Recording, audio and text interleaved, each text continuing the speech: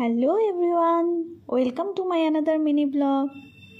আমার দৈনন্দিন জীবনের একটি ছোট্ট অংশ নিয়ে আবারও তোমাদের সামনে তুলে ধরলাম।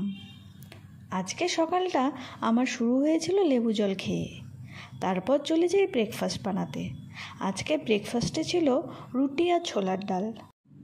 রুটি তো আমাদের সকালে কমন থাকে, কিন্তু রুটির সাথে খাওয়ার জন্য তরকারিটা আমি এক একদিন এক এক রকম করার চেষ্টা করি। রুটি খেয়ে কিংসুক স্কুলে চলে গেল। তারপর আমি শুরু করলাম আমার ঘরের কাজ। এই কাজ তো শেষ হওয়ার নয়, প্রত্যেক দিন চলতেই থাকে। আজকে ভাবলাম জামা কাপড়গুলো একটু গুছিয়ে রাখি, অনেক দিন ধরেই গোছানো হয়নি। গোছাতে গিয়ে দেখলাম অনেক পুরনো জামা কাপড় হয়ে গেছে, যেগুলো আর পরি না, সেগুলো এক সাইড করে রেখে দিলাম।